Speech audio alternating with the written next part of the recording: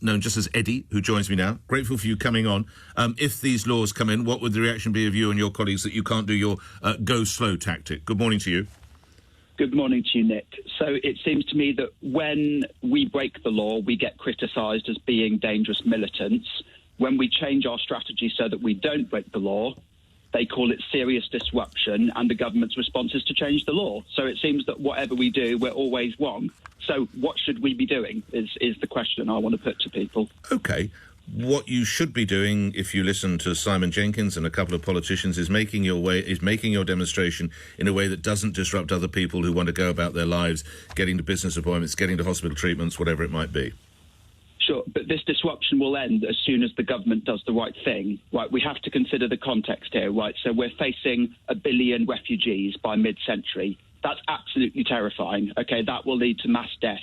So in that context, a little bit of disruption on the streets is not, I'm sorry to say, is not actually a big deal in the grand scheme of things. But a little bit and as I say, it will end the moment the government does what the International Energy Agency and the UN are saying that they should be doing. But a little bit of disruption, as the Chief Constable of Greater Manchester pointed out, Eddie, could be someone not getting incredibly important life-saving kidney dialysis.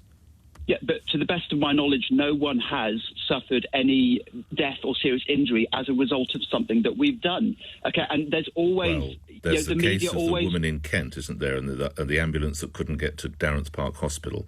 But both sides have different stories on that. But I think you have to accept that the disruption caused in many parts of the country, and particularly London, has caused disruption to emergency services. You have to accept that, Eddie. Well, London Times did publish a piece called The Myth of the Blocked Ambulance, and I don't want to go into this. What I want to focus on is why aren't we talking about the 1 billion people that are going to be displaced within my lifetime? But we are. And the idea that your campaign needs to be brought...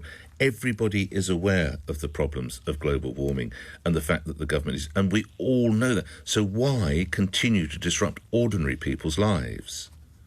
Because we've got no other choice. It's only by disrupting that we create the political pressure that creates the opening for change that we need to see. If we were protesting on the side of the road, as many people are advocating that we would, no one would pay attention to you. What have you achieved so far with your campaigning? Sure. So every single political party, except for the Conservatives, supports our demand. That wasn't the case before Just Stop Oil launched. Right. So you have those now. What will it take then for you to stop? For the government to end all new fossil fuel licences in the UK. It's ever so simple. You know, if you want us off the streets, I would encourage your listeners to come and join us, right? Because the quicker we get the job done... People can't necessarily do that. They have to go to work. If they can. Sorry, could you repeat the question? You suggest people should come and join you.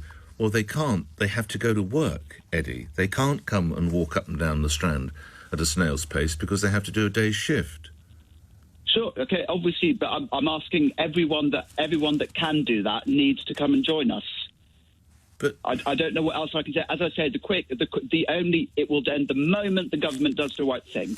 OK, so if you're in any doubt about, Sorry?